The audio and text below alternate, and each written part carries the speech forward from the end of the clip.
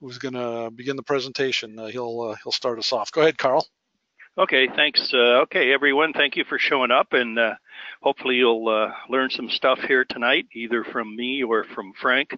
Frank's got a lot of good practical contest propagation stuff, so I'll try and get through my stuff kind of quick, and then he can spend some time on that. Of course, thanks to the Worldwide Radio Operators Foundation, and also thanks to Ken for facilitating this webinar. So here's what we're going to talk about.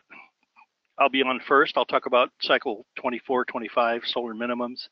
I'll talk about disturbances to propagation and some mitigation for disturbances. That's because we're still seeing lots of coronal holes and a couple solar flares thrown in there too, so hopefully that'll help. Then Frank will talk about the band-by-band summary of the bands as we near solar min, and some DX contest strategies as cycle 24 declines. Then I'll come back and talk very quickly about K4ZW's XW dilemma, and that'll be it, and then we'll do the Q&A. So here's my portion. You've probably seen this or something very similar. Just let you know I have one of our 3 cats is right here too, so if things kind of go awry, I guess you can blame him. But what we're looking at is the monthly mean 10.7 centimeter solar flux. That's the blue vertical bars. And then the thick red line is the smoothed. This is the latest data. The latest monthly data, of course, is for September. And what that also says is the latest smoothed is 6 months earlier. That's for March 2017. You can see the 2 peaks, and you can see where we are. We're kind of on the very down on the decline. This was the smallest solar cycle in our lifetimes. But even though that happened, we still enjoyed the short second peak of cycle 24, and there were even some 6-meter F2 openings. Oh, the cat's doing that. Hold on. Oh, shoot. Hold on here. Kitty cat, move. There we go. We still have about 2 years to solar minimum, so things are probably won't get too much worse, but we still got some years to go. So let's take a look at our prediction for cycle 25. Perhaps you've seen this before from my other presentations. This is just the maximum smooth sunspot number for all 24 solar cycles. You can see what's very obvious. We've had 3 periods of big solar cycles, 2 periods of small solar cycles, and it sure appears that we're entering another period of small cycles. And so far from what I've seen, solar scientists are agreeing that cycle 25 is going to be kind of small. Here's an interesting plot. The duration of solar min versus how big the next solar cycle is. And what you can see is the longer we spend at solar min, the smaller the next cycle is. You know, it's not a perfect correlation, but it sure seems to be a good, strong correlation. Conversely, the smaller the cycle, it's likely that we'll have a long solar min preceding that small cycle. We've been spoiled. If you were around between cycles 18 and 19, which was in the 1954 time frame, and all the way up through the solar min between cycle 22 and 23, solar min was about 2 years. In other words, we dropped below a smooth sunspot number of 20 and then ascended through that same 20 in about 24 months. That's what all those 1, 2, 3, 4, 5 colored curves are on the left side. The big red line is what happened between cycle 23 and 24. You can see it was really long, almost 5 years. So the fact that we kind of expect cycle 25 to be small says we may be at solar min a lot longer than the 2 years that we kind of got spoiled with. Not much we can do about it. We'll just have to wait and see what happens. The sun, of course, you know, could do something interesting, and maybe that won't happen. But if you were a betting man, you'd probably have to throw down your money on a long solar min and a small cycle. Disturbances to propagation, the big picture. It's trying to show just where or how disturbances affect the ionosphere. NOAA, of which the Space Weather Prediction Center is a part of, has categorized disturbances into radio blackouts, R, solar radiation storm, S, and then geomagnetic storms. And you can see geomagnetic storms cause elevated K indices, which can deplete the F region at both mid and high latitudes, both day and night. So the arrows are pointing to daytime and nighttime. Geomagnetic storms, of course, can also cause increased auroral ionization, which means more absorption. Of course, the good thing is VHF aurora, but since we're talking about HF contests, that's not going to help too much. Solar radiation storm is big protons from like a class M or X solar flare, and it can result in more absorption in the polar cap. That's the area inside the auroral oval.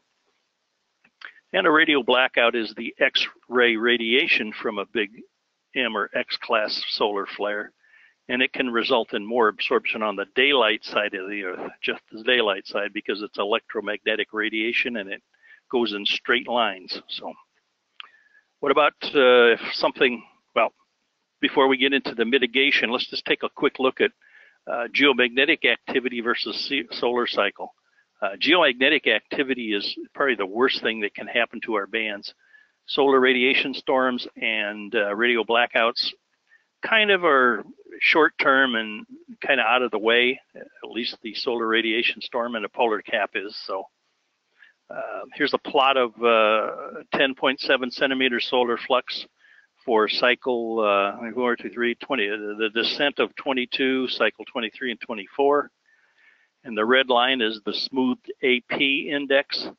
The AP index is highest right at solar max, and especially during the declining phase of a solar cycle where we are now. That's why we're having our bands disturbed so much. The quietest period with respect to geomagnetic field activity is at solar min and the initial ascent of a solar cycle. That's when the red line is the furthest towards the bottom. And Frank will have a little bit more on this later. So mitigation to disturbances. What if there's a geomagnetic storm? What can you do? Well, you pretty much got a QSY to lower frequencies, but always look for enhanced low latitude paths, because that's kind of a silver lining in these dark clouds. And you can look for skewed paths on the lower bands too. Because there might be some extra ionization that can skew a path that's not the normal short path or long path. For a solar radiation storm, what you can do is avoid polar paths. Look the other way around. In other words, if your short path is going over the north polar cap, take a look the other way, and that's because the protons that cause this extra ionization originate from outside the Earth's magnetosphere, so they can affect the polar regions differently. Interesting little trend. I don't know if anybody's ever taken advantage of it or even proved that, but that's what its theory kind of says. Radio blackouts, what you need to do is QSY to higher frequencies because there's less absorption. And of course, a flare could also enhance a path. And look for paths in darkness because they're not affected by that extra X-ray radiation. Okay, Frank's going to take over here. I'll be advancing the slides for him. So, Frank, it's all yours. Hi, Carl, and thank you very much for setting this up. You hear my audio, Carl? Yes, no problem. Okay, good. So we'll start with a quick overview, and then we'll go through each of the bands with some ideas that people can apply from this presentation. I think it's apparent to everyone now that spotless days are becoming frequent now, and as the next 3 years or so go by, they're going to become the norm, and we'll celebrate when we have some spots. The solar flux will decline to such a low level that we may even celebrate when we see some 70s during the really low years. Carl already mentioned that these geomagnetic disturbances are most prevalent during the declining part of the sunspot cycle, and we're in the steep part of that decline now, so these geomagnetic disturbances are increasingly common.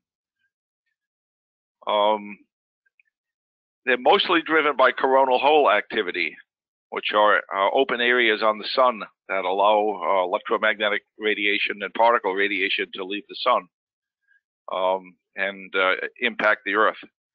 When we get to solar minimum, let's say hopefully in 2 or 3 years, these geomagnetic disturbances will become relatively uncommon. And although the solar flux will be low, bands like 160 and 80 meters will really hit their prime. So let's go to slide 14. Carl, can we go to the next slide, please? There we go. So let's start with 160 meters. It will rapidly become one of the prime DX contest bands. Europe, from the east coast of the United States, openings to Europe, the Mideast, and North Africa will be pretty much nonstop from sunset until sunrise on the eastern end of the path. So we're looking at 8 or 10 hours of continuous openings to the northeast and the east. And the opening to Japan will become more common at sunrise on the east coast of the U.S. And we'll start to see openings directly to the north, which are pretty uncommon right now, but as soon as these disturbances become less common, let's go back to, okay. Soon, I think you have to get your kitty under control there, Carl. We'll start to see openings directly north, and that'll tend to occur early in the evening. Zone 18 will become not very difficult to work. We haven't had that experience in about 10 years. Along with that, in contrast, especially when 40 and 80 meters are not open to Europe, 160 meters is going to become more crowded. It'll start to sound more like 20 meters. Let's go to the next slide. So signals will be much stronger, and the openings will be much more reliable. The low absorption will become consistently low as we get into the bottom, and probably about the years 2020 to 2022 will be the years for 160 that we'll all remember for a long time. And because the daylight delayer absorption is going to be reduced, some of these DX openings are going to open before sunset, especially further north, like in New England. And the openings to the Pacific and Japan will continue after our sunrise. And if you're in Europe, you'll notice that openings to the Americas will persist after sunrise in Europe. Let's go to the next slide. And 80 will also be significantly improved. Openings will also be very long, beginning before sunset in the eastern United States and continuing until after sunrise in Europe and the Mideast and North Africa. The JA openings will become longer, but they become longer in a way that you might not expect. They persist after sunset in the eastern United States, something we haven't experienced in a while. So they begin perhaps with significant signal strength, perhaps an hour or a half hour before our sunrise, and then they continue with good signals until at least a half hour after our sunrise on the East Coast. And we'll also see direct openings over the pole from the eastern United States to Central Asia more frequently from about our local sunset continuing for a few hours. 80 meters is going to be significantly more crowded. It will sound truly like 20 meters, and the band will be active during major DX contests in the entire DX part of the band, extending in CW all the way up to 3600. And the reason for that will become apparent in the upcoming slides, and that is in the evening, 40-meter propagation becomes unreliable. When that happens, a lot of that 40-meter activity is going to transition to 80 meters. So let's go to the next slide.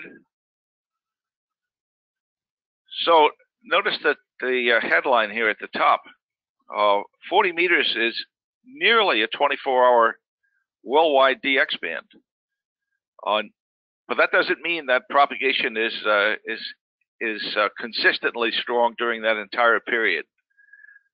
Some of the main things that affect propagation on 40 meters is that daytime D-layer absorption is much lower than we've experienced over the last 7 or 8 years.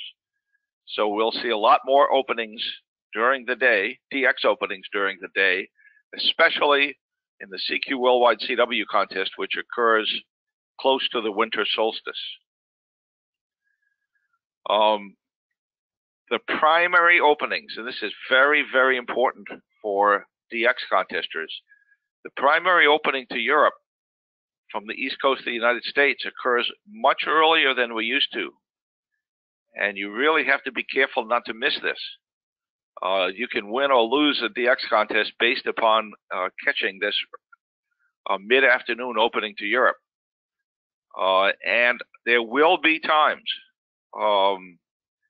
especially in November and February, where 40 meters will close to Europe shortly after our sunset on the East Coast. So the primary opening on those days will occur from about 3 o'clock in the afternoon until shortly after our sunset. And then the European opening can go away. But be aware, that opening often comes back at European sunrise. So that's about, well, it's between midnight and 3 a.m., depending what part of Europe. So don't give up on 40 meters. If it's been dead from about 6 p.m. until midnight to Europe, don't give up on it, because it can come back stronger than ever sometime between midnight and 3 a.m. And because the D-layer absorption is so low, that opening to Europe can last for hours, well beyond their sunrise. I remember on several occasions working stations in Italy and them commenting that it was almost noon in Rome, and here we were still running Europeans on 40. So this is an opening some people will miss because of the time of day. And another disappointment that's going to happen during this period is that the transpolar propagation is going to become less frequent and weaker. As a result, a lot of the propagation that normally takes place over the pole instead is going to take place on some of these skew paths of the southwest. And that requires good antennas and good ears to work that path. Now, if you're, particularly if you're a single bander on 40, at our local sunrise, it's very common for the path to Japan and elsewhere in Asia to open wide open right at our sunrise. So if you're a multi-band contester, that can conflict with activity on 20 meters, and you might want to be there. But 40 meters often opens wide and strong right at sunrise, and that's an opening that's very easy to miss. Okay, let's go to the next slide. So here's some hints. You can look at these slides after the presentation because there's a lot of detail here. Excuse me just a moment. And I've already made some of these comments shown in red here. Don't miss that mid-afternoon opening on 40. It's a key opening. And don't be disappointed when the band fades out after sunset, which it sometimes will, and you're just left with propagation to South Africa and South America. The band will come back most days after midnight. And the times that you might look are listed here, and you can examine this slide offline and make some notes on this. And you need to be competent at looking for some of these openings on azimuths that you might not expect. Skew paths to the southwest and long path openings to Asia to the southeast. And on good days, particularly in the CQ Worldwide CW contest, those long path openings to Asia can be remarkably strong. Next slide, please. So, of course, 20 meters kind of continues as one of our primary DX bands, but a lot of the openings are focused now in the daytime rather than at night. And particularly in the CQ Worldwide CW contest in November, it's highly likely that 20 meters will be completely dead well before midnight on the East Coast. And unlike 40 meters, it's not going to come back after midnight. It won't come back until we get close to sunrise and get some ionization.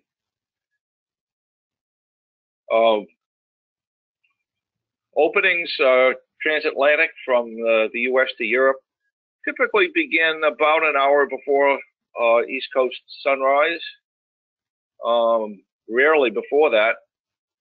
And if there's some disturbance, the openings can start late, even an hour or two late if there are disturbances. But you really want to be out there and looking for that transatlantic opening on 20 meters about an hour before sunrise.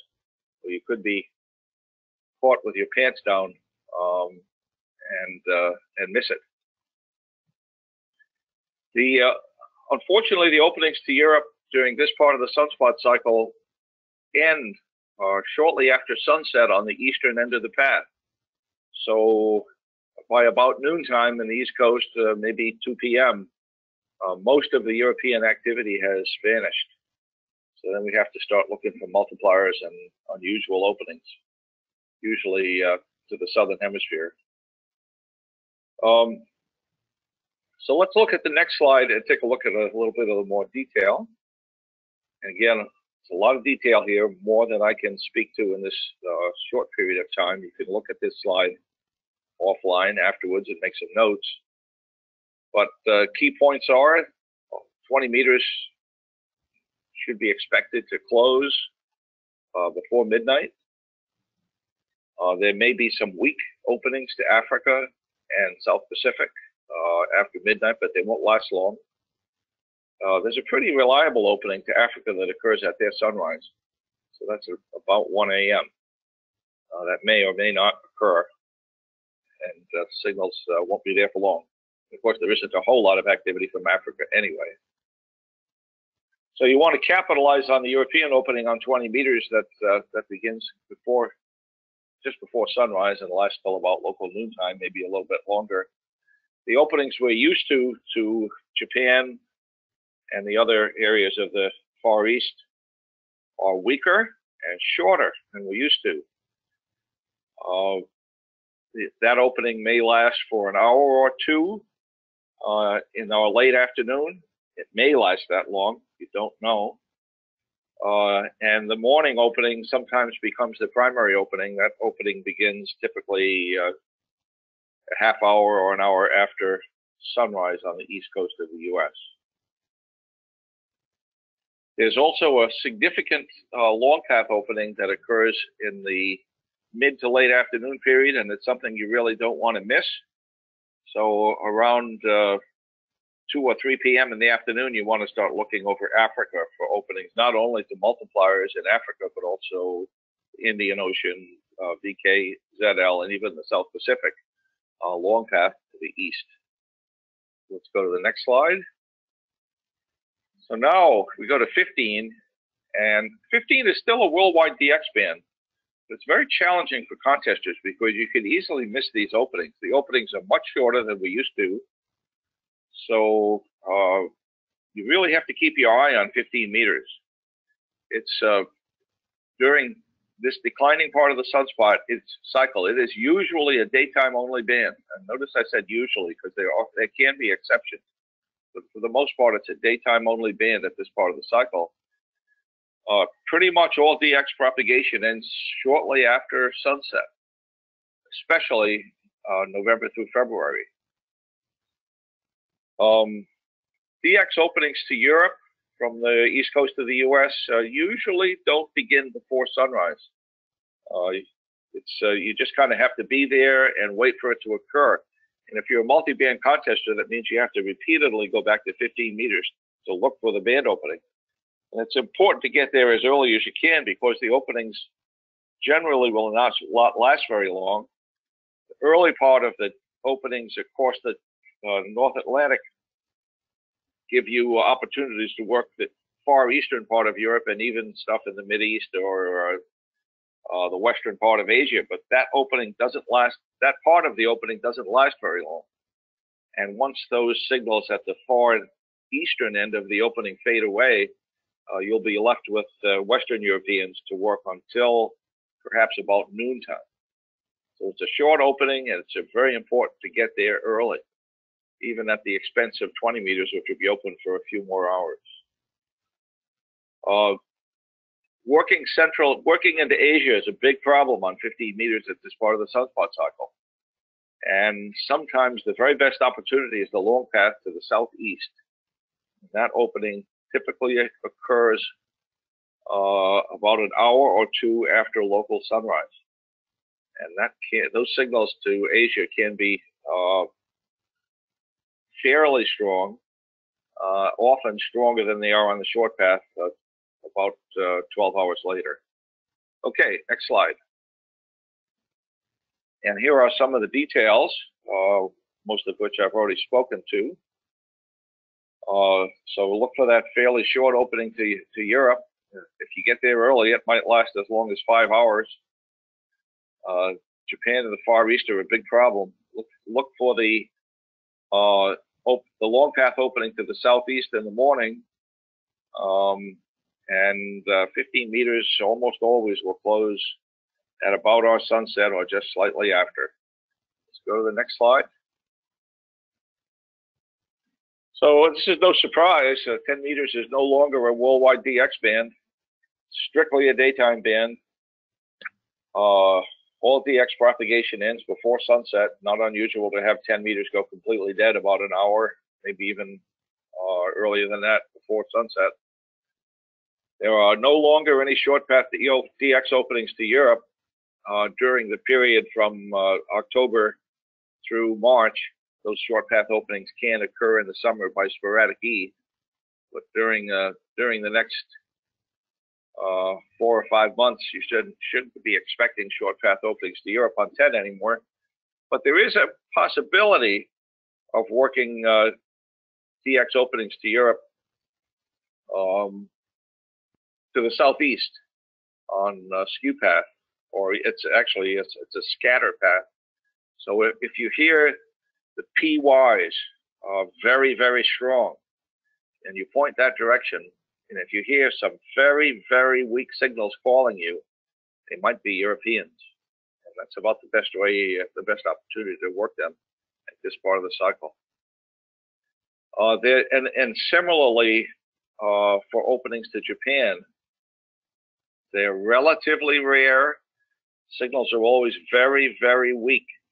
And sometimes you can work the occasional big station in Japan by pointing to our southwest about 2130, 2200 Zulu.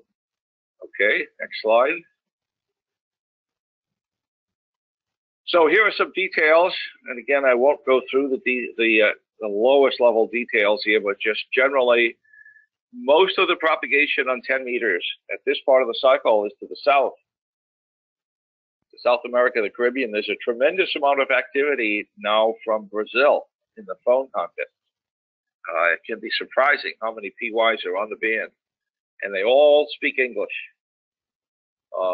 It's a big mistake to call CQ in Spanish on 10 meters, and because you'll miss the opportunity to work lots of PYs that will not call you if you're calling CQ in Spanish. You will not work them. Europe and North Africa are pretty tough. They usually have a skew path to the southeast. BKs and ZLs in the South Pacific are fairly reliable, but signals are weak in the late afternoon. And I already give you some hints on how to work Asia.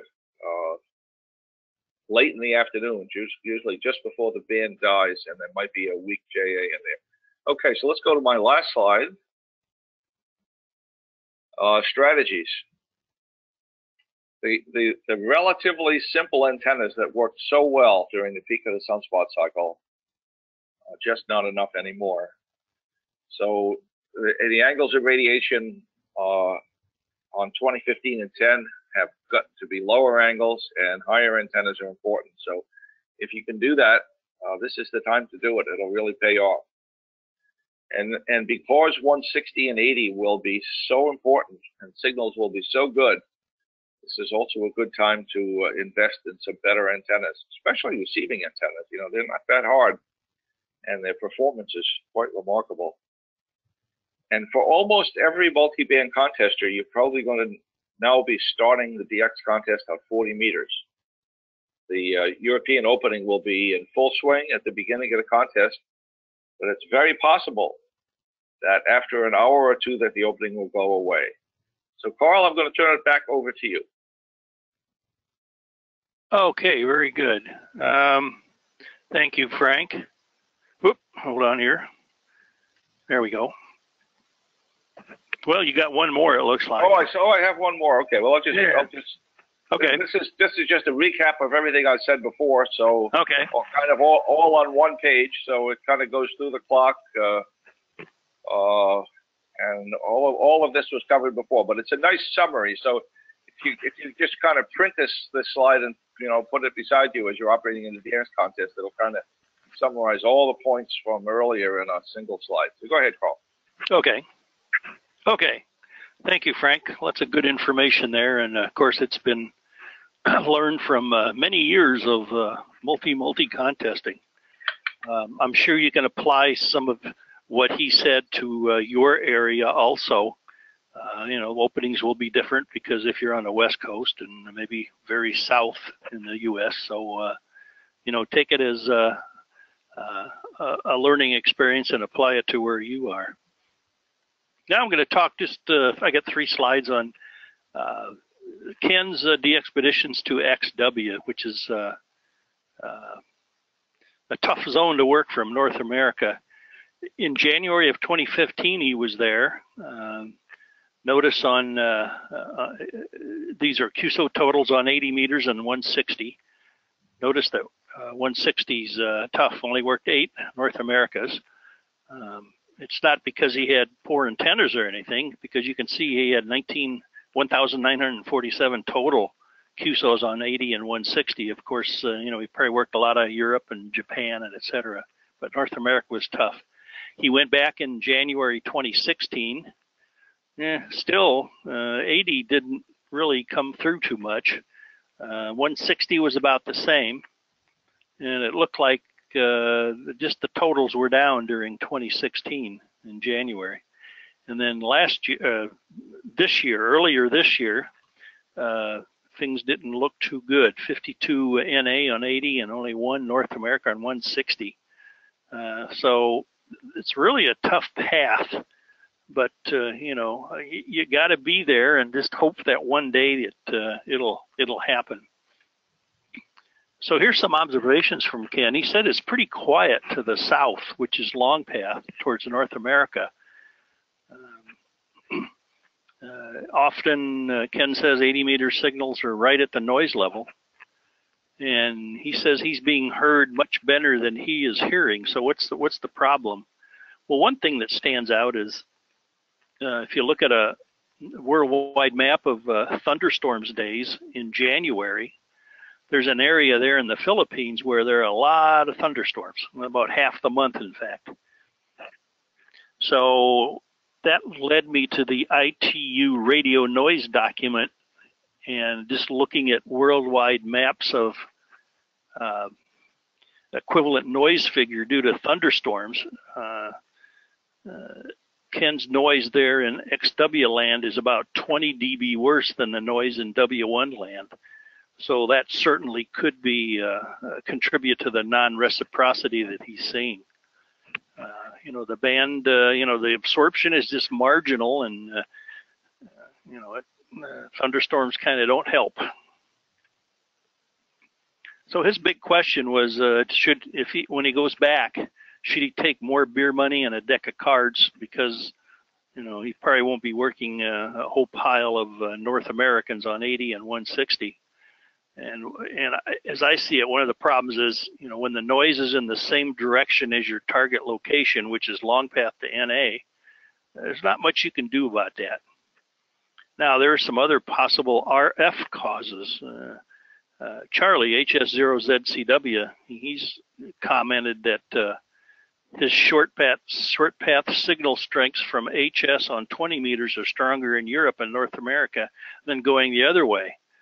I don't know if that extends down to 80 and 160, but it sure gives some thought.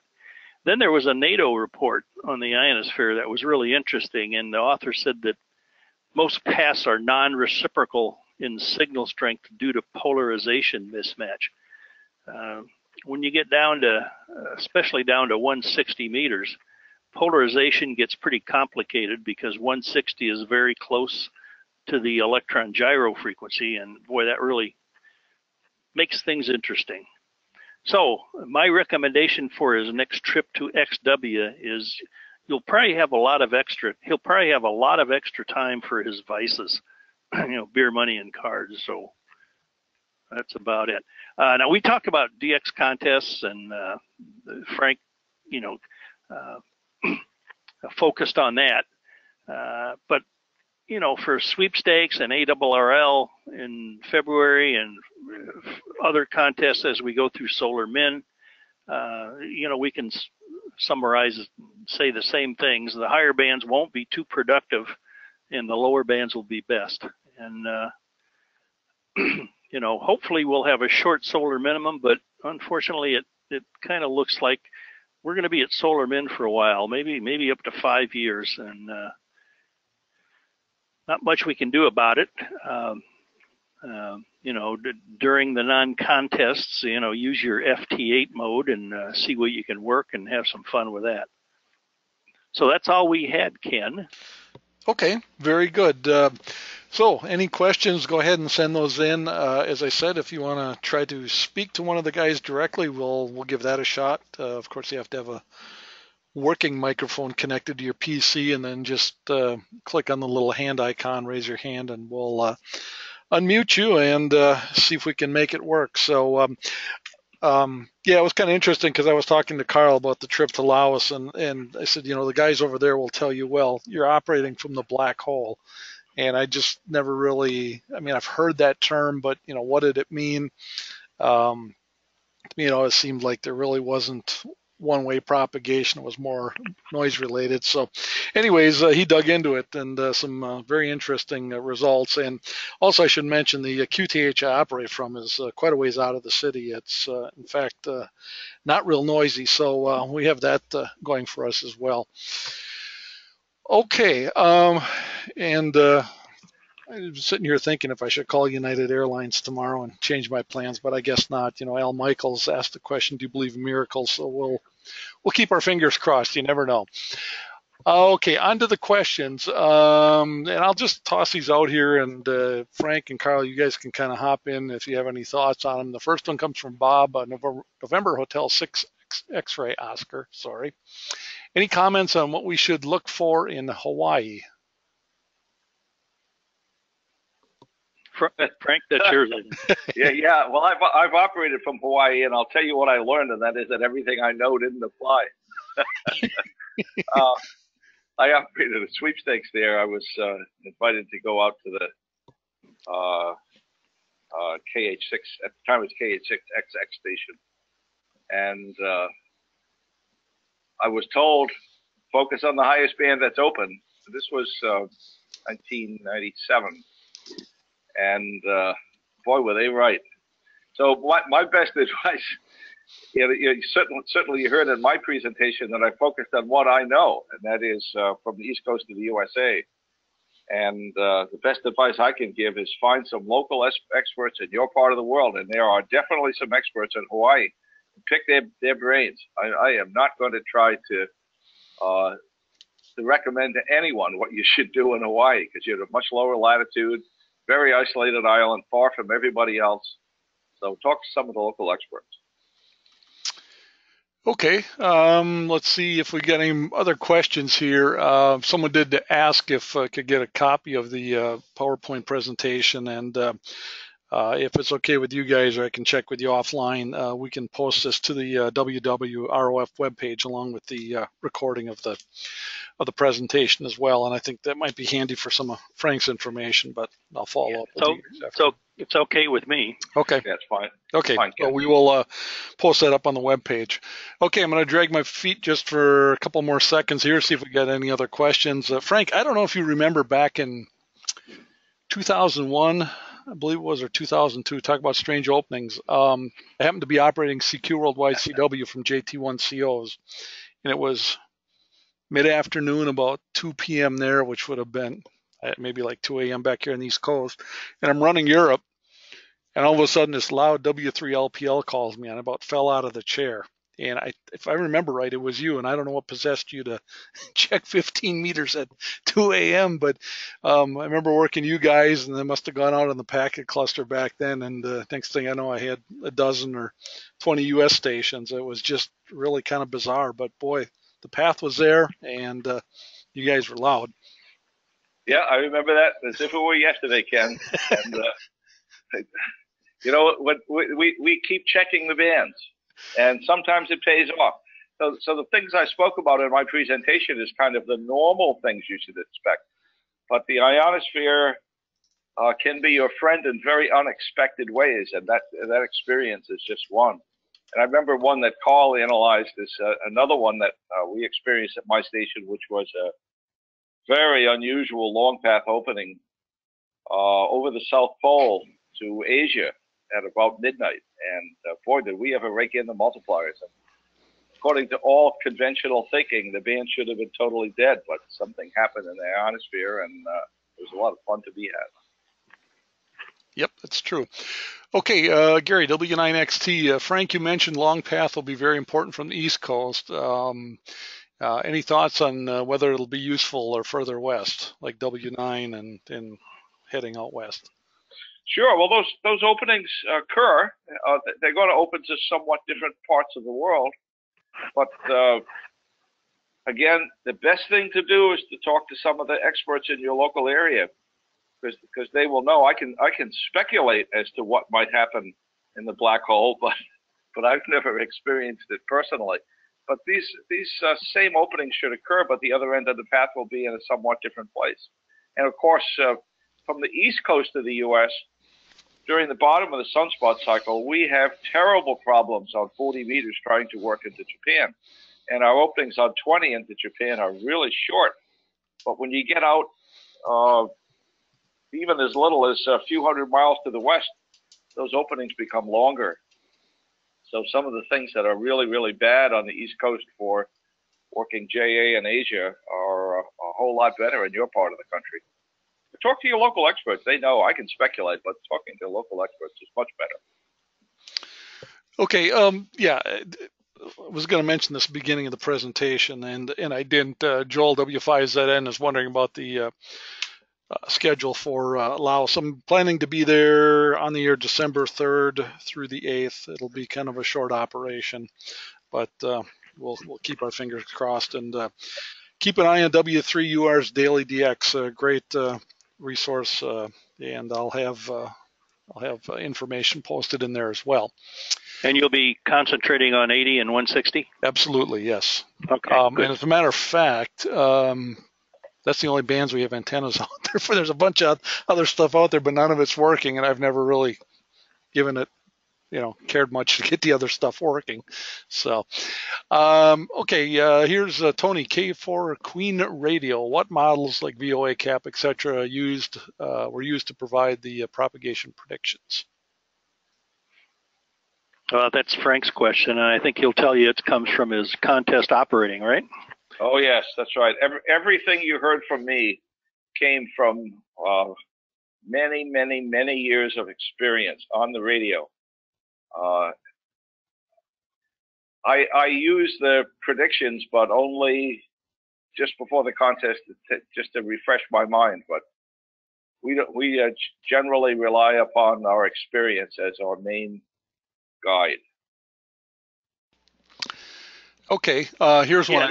Let me add some more. And when Frank says talk to experts in your part of the world or states or whatever, you should go talk to guys who do multi-singles. Like, the one that comes to mind is W9RE. He probably has a good mental picture of what band he should be on. He's a multi-single type, but still he might be able to answer your questions, Gary. And let me just add this too, as long as we're talking about that, this webinar program and so on is available for use by clubs and so on too. If someone wants to do a big club or little clubs for that matter, you want to do something a little bit more regional, be happy to work with you on it. Be happy to host it. Whatever, it's here, and we could work on something like that too. Okay, next question, and I think Frank's going to have an answer for this one, comes from Mike. Given the need for low-angle radiators, would you recommend wire verticals with elevated radials for a low-power contester? Here's what I recommend for antennas, and that is antennas are one of the most fascinating parts of the hobby as far as I'm concerned. I think if it weren't for antenna experimentation, I might be out doing something a little different. I wouldn't be in the hobby for as many years as I am. Do the best you can. I wouldn't discourage anyone from trying to use a minimal antenna. Try to analyze what's possible at your own location and try to optimize it as much as you can. So I'll just briefly describe my own experience. I'm very lucky here to have enough land to do a lot of things. But I started on 160, for example, with a quarter wave vertical suspended from a tower, and I had 4 elevated radials. And I was doing great with that antenna. It worked really, really well. And I started noticing some of the other competitors, as the years went on, were kind of leaving me in the dust. And that was not very satisfying. So I decided I had to do better than what I started with. So that's not to say that what I started with wasn't very good. It was really good, but it wasn't good enough to compete with the very best antennas on the band. So the only thing I did to that antenna was I replaced the 4 elevated radials with 60 radials laying on the surface of the ground. And I'll never forget this. The very first day that we tested that antenna, there was a UA0 zone 18, pretty rare on 80. The only reason I noticed him is that VE1ZZ, who's one of the big guns on 160, was calling him, not getting through. So I said, well, I can't beat VE1ZZ to zone 18, but I'll try it. And the zone 18 came right back to me. So I'm a believer in extensive radial systems on the ground, but I certainly wouldn't discourage anyone who cannot or chooses not to go that way. Okay, very good. Yeah, I think, a lot of times we get discussing these antennas and we get into the fine details, and that's all well and good, but there's also something to be said for, I think it was WHAI said once, just put it up, call it a work of art, and play with it, see what happens. And, you can fine tune it from there or tear it down and try something else. So. Okay, last call for questions. Anyone else? Otherwise, we're going to go ahead and close this down. And as I said, next week at this time, we've got W5ZN with his presentation. I think it's going to be a good one, certainly be entertaining, and hope to be able to see you for that as well. Okay, I've got nothing else here. You guys got anything else you want to add before I close it down? Hey, Ken, we've got 630 meters coming up. We'll be able to operate that band now in another 12 days. So if we're interested in trying antennas, boy, there's a lot of opportunity there. If you want to put up a full quarter wave vertical, it's only 500 feet tall. with 60 radials, huh? Very good. First new ham band in what, about 40 years or so? Yeah, something like that. Been a while. Okay, guys. Hey, listen, thanks a lot. Great presentation. Very useful material. And Carl, I'm going to set out to prove you wrong, although I wouldn't put money on it. So we'll see what happens. But I do appreciate you taking a look at it. It certainly, provides some information I hadn't considered before, and may very well answer why. Well, if I work you on 80, then I will declare that your operation was a success.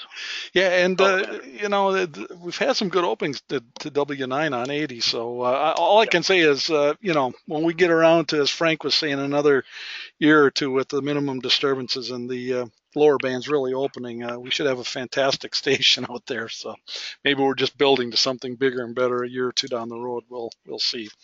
Anyways, good night, everyone, or morning, wherever you're at. Thanks for joining us. Hope to see you next week. And take care. 73s. Bye-bye.